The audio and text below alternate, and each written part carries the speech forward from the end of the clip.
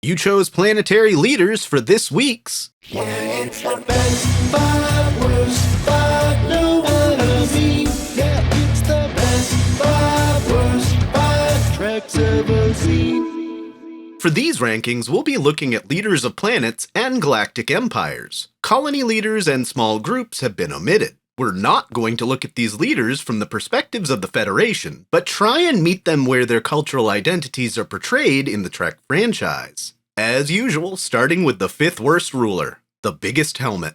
Lower Decks brought back the dumbest spacefaring race in Star Trek for some awesome comedy. Specifically, we're continually introduced to high officials with bigger helmets to signify their status. We saw the Pac-Led Emperor for a very few seconds of screen time, but what we see is the embodiment of the population from Idiocracy. The only way this race could have gained warp technology was an alien craft crashing and them taking it out into the galaxy and collecting more stuff. It certainly wasn't due to the leadership of Pac-Led Planet. Number 4. Pope for Prez. When the First Minister of Bajor suddenly dies, Winn inserts herself into the power vacuum. In her few days in the role, she almost starts a civil war just to show that she means business. While it's pretty obvious in all her appearances just as Bajor's spiritual leader, it's painfully obvious how little she actually cares about the people she's supposed to be leading out of a half-century occupation. Thankfully, Kira and Shakar are smarter than her, and the troops under her control weren't willing to start a war over farm equipment.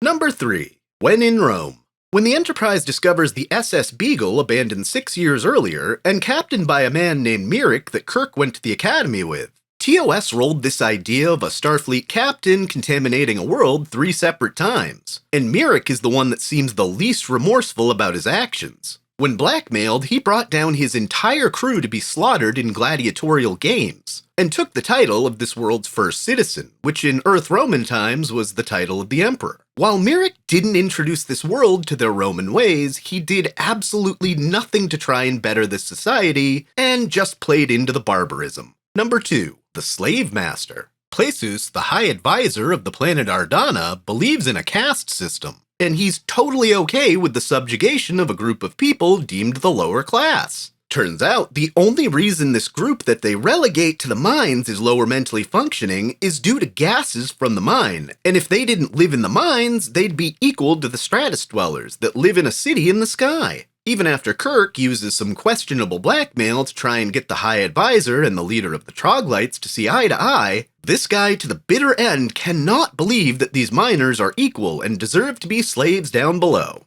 Usually the moral of the story changes a character in some way. Not this guy. The worst planet leader depicted in Trek. Illogical governance. Across a 3-episode arc in Enterprise's 4th season, we get to know Administrator Vlas, a Vulcan who shows less logic than the group of illogics Enterprise met back in Season 1.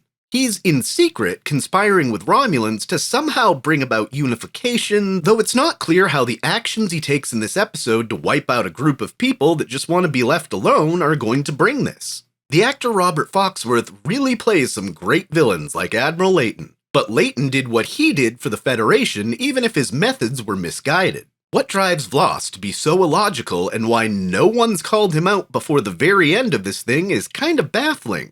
He certainly did not have the people he was charged to lead anywhere in his thoughts as the worst planetary leader we've seen in Trek.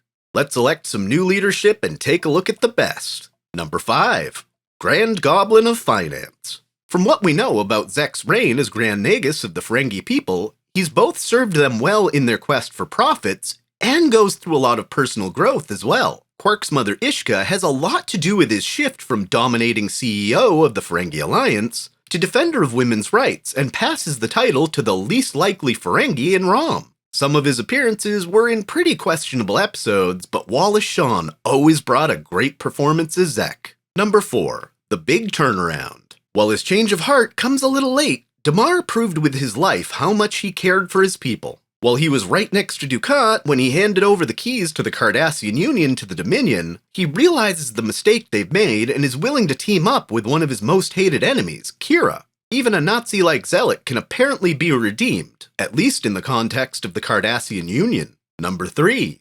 Presidential Authority. Even though the most recent season of Discovery is one of the worst in Trek overall, a home run we got was the depiction of Federation President Rillak. Every other president we've seen before now has been a pretty mediocre politician, but Rillak is willing to be more than a rubber stamp. She will go where the Federation needs her most, regardless of her safety. I really hope we see more of her in Season 5. Number 2, Sister to Her Planet. Poe, Queen of Zahia, is literally one of the most in-tune rulers as she somehow is bonded with her planet. Being one of the smartest people we've ever seen in Trek, and a ruler of one of the biggest sources of dilithium in the quadrant, she's doing what she can to minimize the extreme environmental impact of dilithium mining and refinement. Even if her invention that recrystallizes dilithium directly contradicts Scotty from the one with the whales, all signs point towards her being one of the most caring and thoughtful rulers we've seen in the franchise.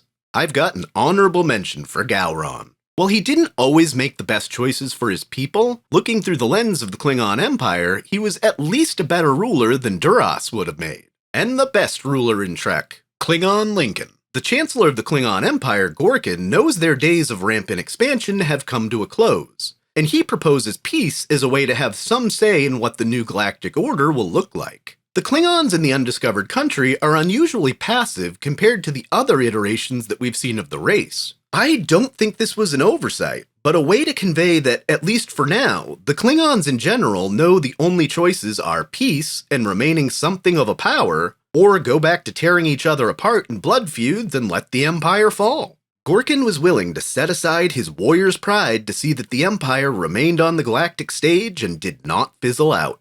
What's your favorite planetary or alliance ruler?